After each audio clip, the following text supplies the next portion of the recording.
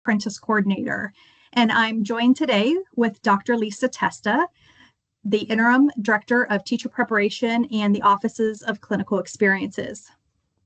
Today, we're super excited to share with you details about the Pathway to Teach, which is Kent State's registered apprenticeship designed specifically to support districts and help in growing their own special education teachers. So we'll keep questions till the end, and I will be documenting all the questions so that if we don't have an answer for you now, we will be able to get back with you and share those answers with you. We're also going to record the session, and we will send this recording to you at the end of the session. Thank you again. Thank you, Renee. I appreciate that. Again, we welcome you and thank you for taking some time to hop on this call. I'll go quickly through the overview, which is about a 30,000-foot view of the apprenticeship. We'll describe the different parts that are included, and then we'll have some time at the end to answer your questions. So the different parts that we'll be explaining are the program components, what's expected in prior to the apprenticeship phase or pre-apprenticeship phase, aspects of eligibility, and then we'll go into briefly the employer's responsibility. The employer would be the ESC or the school district. And then we'll talk a bit about potential apprentices and our desire to partner with you in promoting the apprenticeship to your paraprofessionals. We'll share a timeline of recruitment for this coming fall semester, and then we'll give you the dates of the future apprentice-oriented info sessions. Today's presentation is geared toward employers, but we are also looking to host all the Thursdays of February apprentice-oriented presentations as well. So a pathway to teach is the name of our apprenticeship, and the two is meant to be not just shorthand for the word to, T-O, but it really is to emphasize that an apprenticeship is a 2-year program. And so the apprenticeship itself is something that is required when you're registered apprenticeship.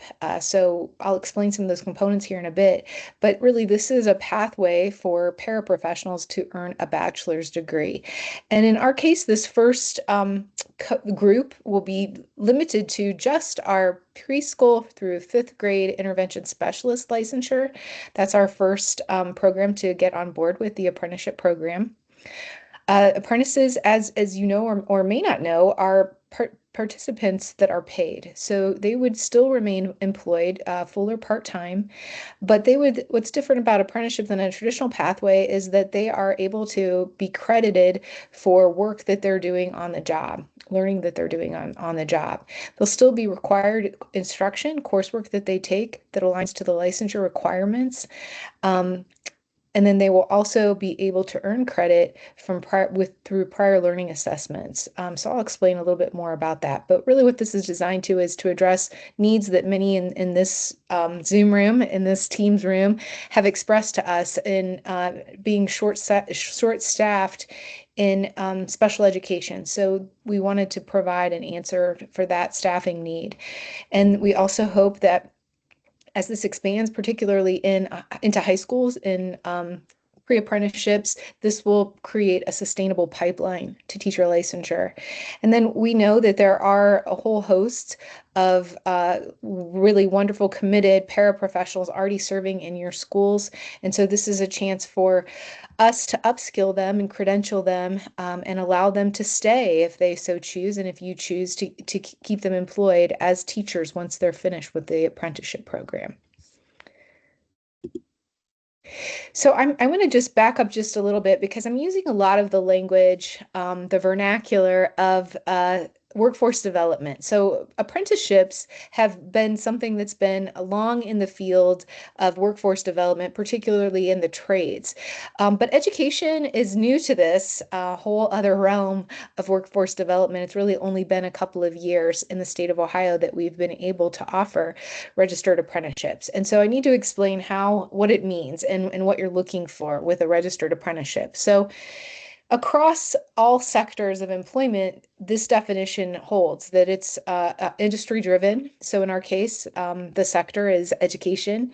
It's a high quality career pathway where employers can develop and prepare future workforce, and individuals can obtain paid work experience and receive progressive wage increases, classroom instruction, and a portable nationally recognized credential.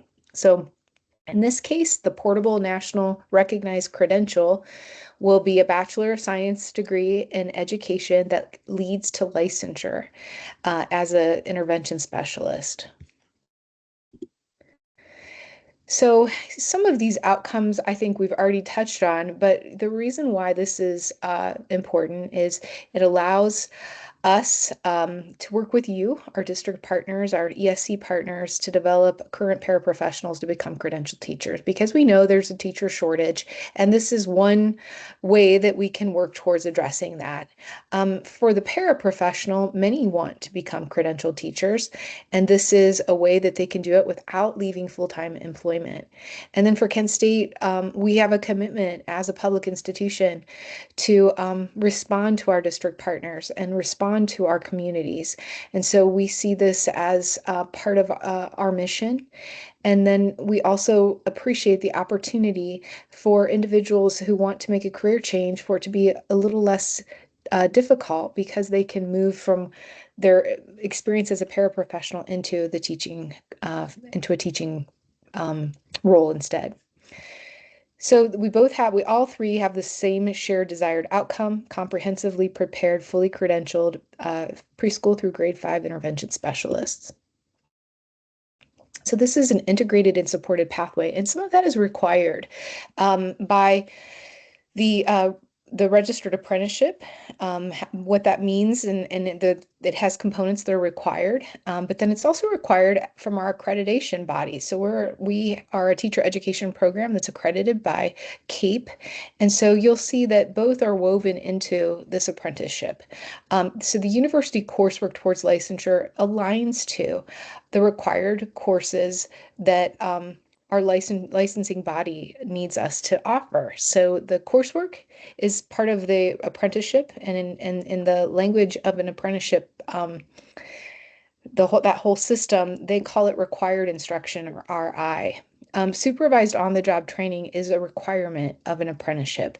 And so for this particular apprenticeship, it will be 2,000 hours. So once they are approved to become apprentices, the clock starts, and they have 2 years to clock 2,000 hours of supervised on-the-job training. They're evaluated for those 200 hours, 2,000 hours through a work process schedule. And that's a sophisticated rubric that breaks down behaviors and skills that the apprentice is gaining as they're maturing in their ability to move from a paraprofessional to an intervention specialist. And so it's concrete, it's observable, it's something that our faculty have worked really hard to develop, and I'm really excited for this group of teacher candidates to be able to experience it, because I think it's going to add a lot of clarity for the mentors and the teacher candidates, or the apprentices, to understand what they need to do to move from supporting students as a paraprofessional into leading a classroom, leading students, leading paraprofessionals as an intervention specialist. So I think that will be a strength of this program. District-based mentorship is an important part of the support systems. So one of the things that we're asking employers to commit to is to, not unlike what we ask of you when you're taking our traditional teacher candidates, we need mentors. And so the mentors in this case will have a little more expected of them, because they will be making a 2-year commitment where they stay with the apprentice for the entirety of their apprenticeship. And then the last component of this is continuous collaboration. And so we are inviting you to consider partnering with us in a slightly different way. Many of you partner with us already, hosting our students for field experiences and student teaching. This would be another pathway of support that we're asking for, but we're also eager to provide, because it will be a new way that we can partner that will be mutually beneficial. So let's look at candidate eligibility. Because this is an apprenticeship, it's a little different. And because there's licensure requirements, there are layers. So all the potential candidates have to be employed as K-12 paraprofessionals. Now, if for some reason they're a 6th or 12th grade paraprofessional, we still can they're still eligible for this program. We would have some coordination we need to do to make sure that they can obtain the 2,000 hours in a P through 5 setting, working with a mentor who is also an intervention specialist in the P through 5 setting. So that's going to be an important component. I see a question. I will address that question at the end. They will have to be admitted to Kent State. So we one of our requirements is a GPA requirement for advanced standing. So our students, traditional pathway students, will go for 2 years or the equivalent to complete their prerequisites and their Kent core, their liberal arts requirements. At the end of that period of time, the second semester of their sophomore year, they apply for advanced study. The apprenticeship pathway will be similar. They will have the roughly 60 credit hours of prior coursework that they need to complete before they're eligible to apply for the apprenticeship. And during that time, there is a GPA requirement that they must meet of a 2.75. Admission to Kent State, the criteria is a little lighter in general, so I don't think we need to worry as much about that, but there is that step. Once they're looking for the actual apprenticeship admission to that, they do need to have a 2.75 GPA. The district or the ESC is required to sign a document supporting these folks. And so in the language of a registered apprenticeship, it's called an employer agreement, acceptance agreement. And the big part of that is that you're saying you'll provide a mentor. It's not unlike what we ask of you for our other types of placements, but it is a 2-year commitment. So we understand that it's difficult to always project if you can hire someone for 2 years. So there will be some allowances there for reduction in force or for termination of an employee based on performance. But in most cases, we think it's doable that the ESC or the district can make a 2-year commitment to allow this person to complete the apprenticeship at your site. So the employer responsibility, this is the district and the mentor, is to support the apprentice's participation. So that's serving as a kind of a conduit between Kent State and the student, the apprentice, and then to provide the on-the-job learning opportunities, that's 2,000 hours, as we mentioned, to identify qualified mentor teachers, and then to collaborate with us. The role of the mentor teacher, in the language of a registered apprenticeship, they're called a journey worker. So you might have heard that before when you're, talking about the trades. Same idea, but the mentor teacher is doing the same kinds of work they've done as a cooperating teacher for our student teachers. So providing instructional guidance and coaching, collaborating with Kent State on the apprentice's progress, and then supporting skill development aligned to the licensure competencies, and then playing a critical role in retention and professional growth. So a lot of that, I think, are things that many of your folks already do as cooperating teachers. This would just be applying that to a different program, this apprenticeship program. So year one we're calling it a pre-apprenticeship. It really just means the coursework prior to eligibility to the apprenticeship. And so they would have to take some coursework. They are allowed to provide a portfolio. So in Ohio, we have a new system called FastPath. It's a portfolio system where they could actually upload evidence of learning that meets the learning objectives, and then our faculty evaluate it. So it's a time and money saver. It allows us to recognize that some of our courses, the learning objectives could have already been met by work that they've done as paraprofessionals. So among the foundational coursework, about 18 to 20 hours, depending on the individual, could be met by prior learning assessments. They also, if they have College Credit Plus or any, post-secondary options, whatever it was called prior to that, they may be able to apply those courses to the foundational coursework.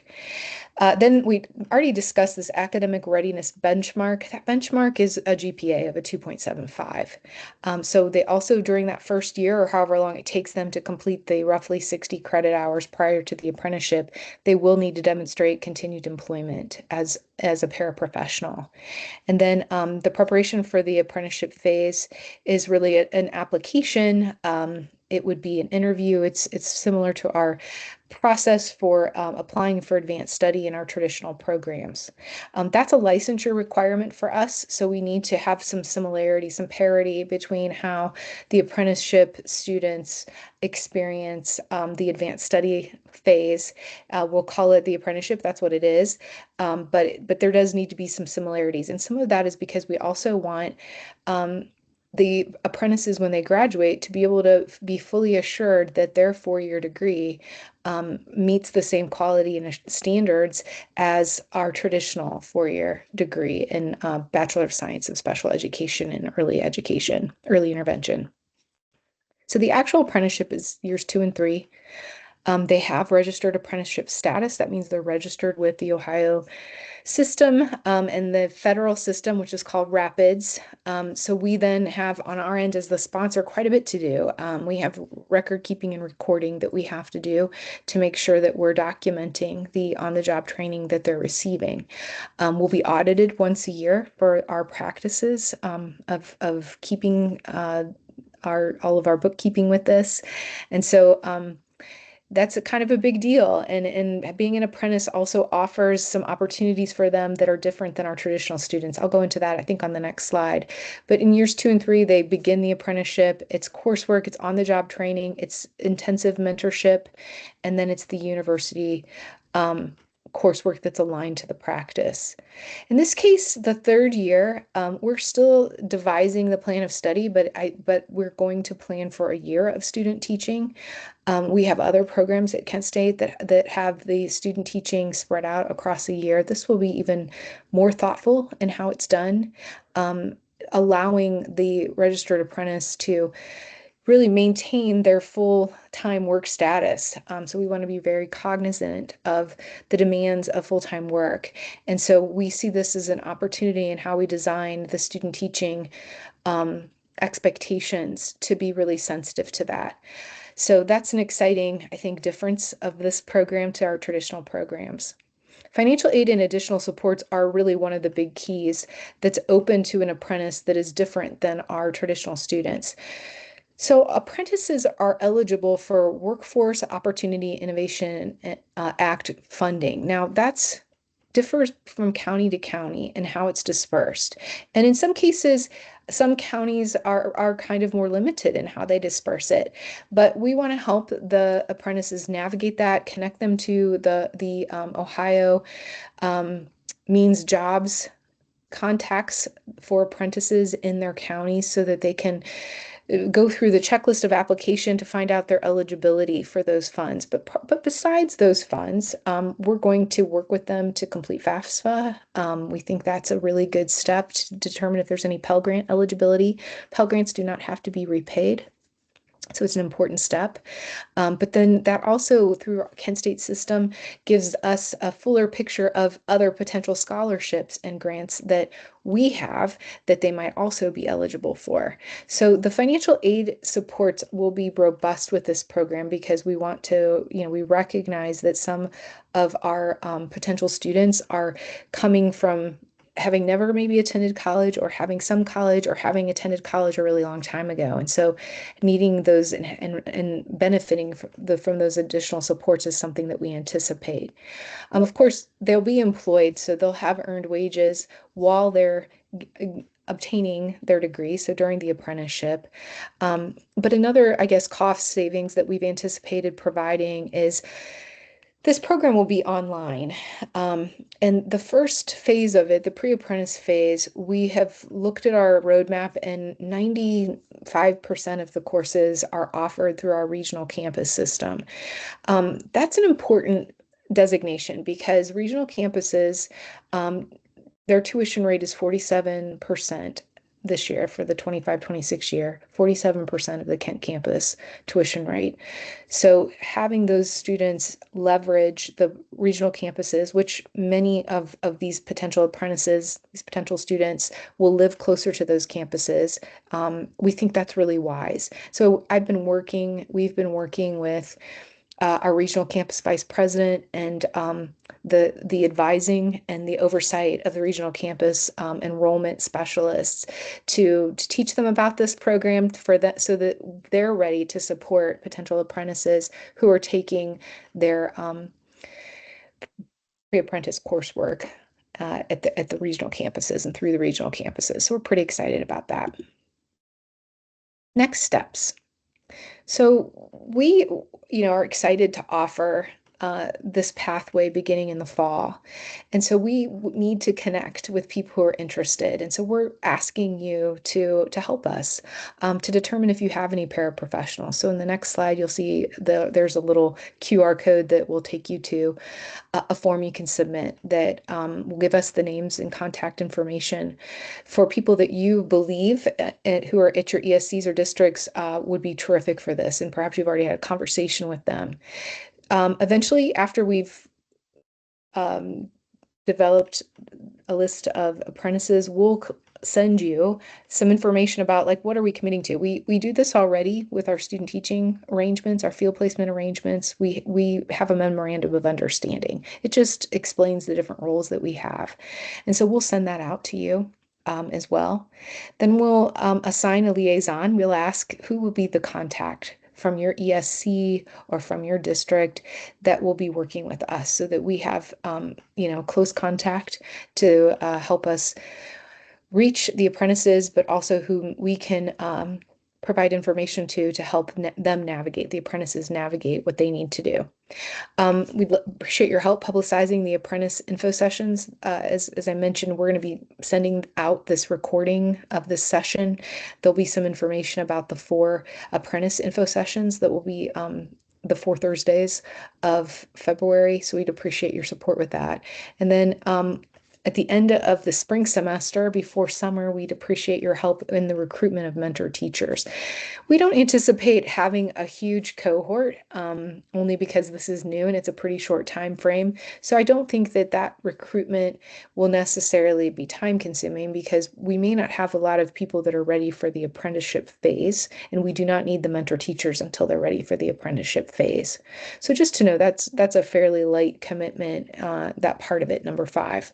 The recruitment timeline, so this is recruiting potential apprentices, is February 1st through actually, it's April 30th. I changed it on another version of this slide. We're going to extend it through most of spring semester so that you have plenty of time to be able to meet with your folks and to be able to connect them to us. And that also gives our advisor, we have one academic advisor who will be working with this program. She has to look at each set of transcripts, and it's pretty time consuming because sometimes she'll have to ask for syllabi and have to evaluate the syllabi to see how closely they align to our courses that are required for licensure.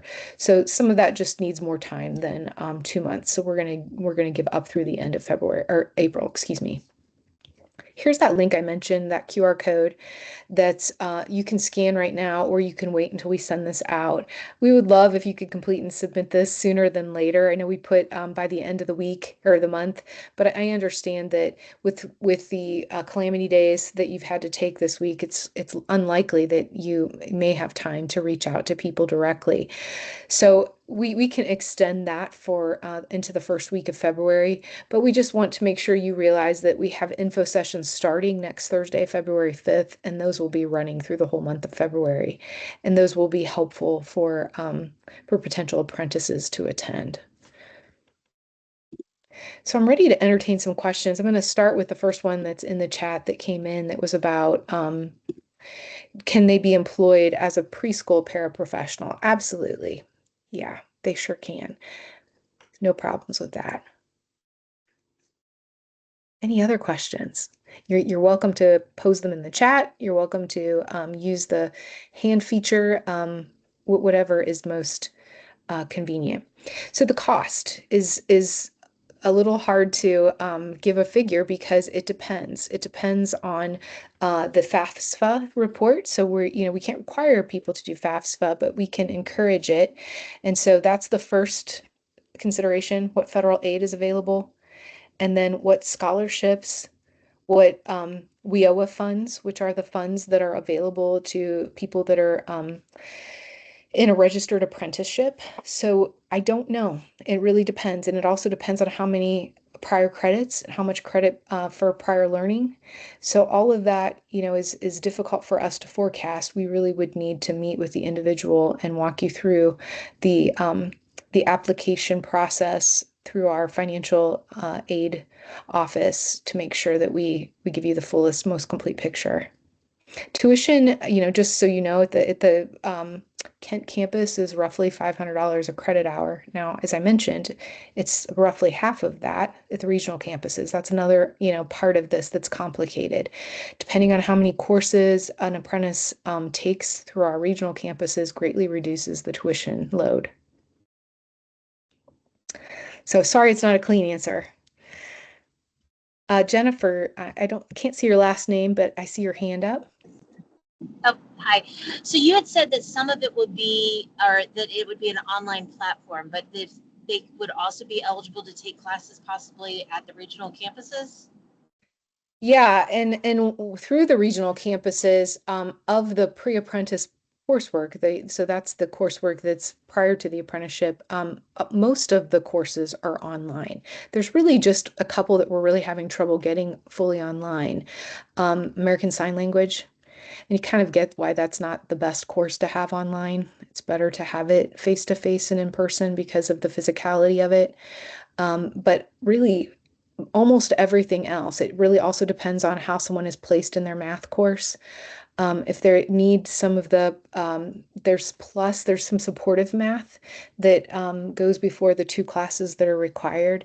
Those courses are not offered online. So that's what I mean by like 90 to 95% of the courses are offered online through our regional campuses.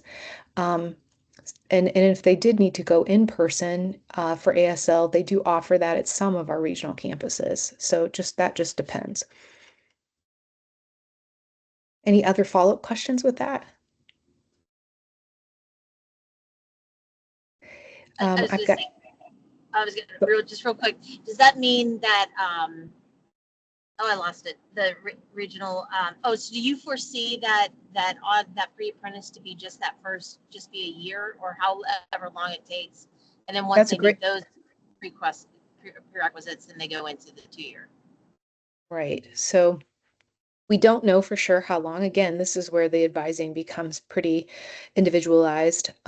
It could be longer than a year. It really depends on what how much credits someone brings in, and also how much of an advantage they take of the prior learning assessment. So there are a number of courses that we're offering that can be earn credit through prior learning assessments, but you do have to take advantage of that. And so it's a portfolio you have to put together. And some people may not want to do that. So we're looking at almost a semester and a half worth of courses that could be obtained through the prior learning assessment, which would greatly cut the time. And some of those are credit by exam. One of those is, so again, this is where I hope that we can really communicate clearly that it makes a difference to talk to us and to have an advising appointment, because this is complicated. It's not a check the box, super simple way to show how much time it'll take and how much money it'll take. Julie, do you have something to add to that? Yeah, I was just going to say, once this is probably for a little bit down the road, but if you all don't know, I work with recruitment for our college, and there are a lot of programs in your schools that have those career tech. So if they're in a teaching professions or an early childhood program, if they can get college credit plus, so that all counts. So if there are students that identify even earlier than already being a paraprofessional, and they're a high school student that they're like, I want to do this, I can work with them, Rachel can work with them, we can, work with them to see what kinds of classes they could take and take advantage of that college credit plus and all those different programs that we have for college credit for students. So that can be kind of rolled into that as well at some Yeah. point. So And I appreciate Julie bringing that up. We will be offering a pre-apprenticeship pathway as well. I'm just beginning to work on that. I have a meeting tomorrow and a meeting next week on that. So we will have that up and running for high school students by fall, but it's not quite up yet. I'm going to work through some of the questions in the chat. One of the questions was, are all the courses in an online format? That's Lori Sleekart.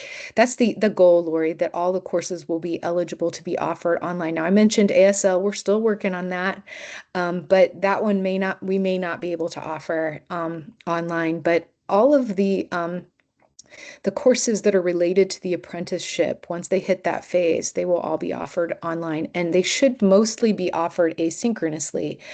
It really depends, though, on some of the learning outcomes. We may have some synchronous elements that are a part of those courses, but that would all be clearly articulated in advance prior to the course starting through our Canvas learning management system. So fully online, but maybe not all asynchronous. There may be some synchronous elements. Bethany Wooden asked, you said 60 credit hours prior to apprenticeship. Perhaps. Now, remember, I also said we have to evaluate transcripts. We need to see the commitment to submitting portfolios for prior learning assessments or taking credit by exam. This is where it gets a little tricky. So 60 is half of the degree, and that is what's required on our roadmap prior to being eligible for the apprenticeship. But not everyone will have 60 credit hours to take. So we need to meet with potential apprentices and look at their portfolio of stuff and to consider before we can really nail down what that person actually has to complete. Misty Wheeler asked, is there a number of years a parapro would need to be working for your district to determine eligibility? Not on our end, no. And not by federal or state guidelines. So they just need to be currently employed at this point of inquiry. Now they'll need to be employed prior to being eligible for the apprenticeship. So if you inquire now and are not renewed next year, that could be difficult then. You'd have to find another job as a parapro somewhere else to be eligible for the apprenticeship. So that's the tricky part. You do have to be employed as a parapro through the whole time that you're an apprentice. Frank asked, this would not be something a school secretary could do. So no, they would have to be employed as a paraprofessional in a setting where they're working with K-12 learners or pre-K through 12 learners. The only caveat with this that would be different is they could be in a 6 through 12 setting as a paraprofessional. There's enough overlap on the work process schedule that we can justify that, but that still is going to have some extra coordination. But a school secretary doesn't do the kind of work that an aide does directly with students. So no, they can't be an apprentice. Marie Williams asked, so looking at the survey, we are asked to identify interested paras. I'm not sure because we are just learning the particulars and paras have not heard the info yet. Do we need to provide names? We need to get connected to them. So you don't have to consider this a sponsorship yet. They're nowhere near being ready for that. That's a formal agreement that's through our sponsor. As our sponsor, we have to provide an employer acceptance agreement. So you're not, by submitting that form, doing any of that. It's just connecting us to the apprentice. So I would say, if you want to not use the form, then if you could just email us, but we need that information or we can't begin the process. Any other questions? So the form is for you to make a recommendation, and then we could reach out to that parapro and invite them to our sessions. Again, it's not a commitment. It is simply you recommending someone that you feel in your school district that would be fitting for this type of pathway. Thank you for clarifying.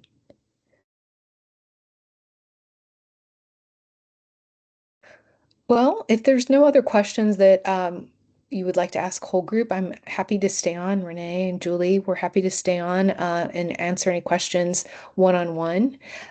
Please take a moment if you haven't already and access that link to that form. We're really excited to connect with your folks and hope that we can get moving on that fairly soon so that we can get them the information they need to make a good decision.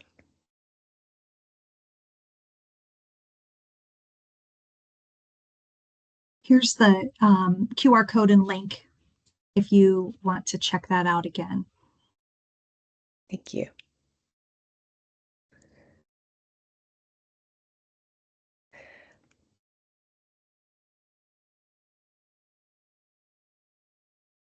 I did have one more question. So the financial support from the ESC, would that be for the mentor teachers? Because really it sounds like the paraprofessionals would be paying it mostly on their own. Is that correct?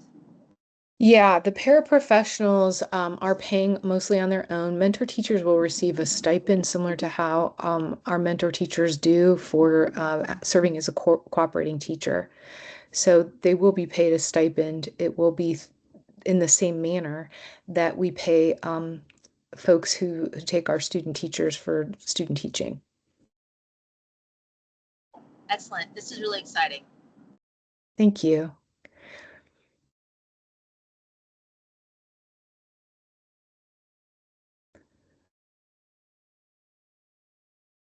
Well, if there aren't any further questions, we'll go ahead and end the meeting, and I'll end the recording right now.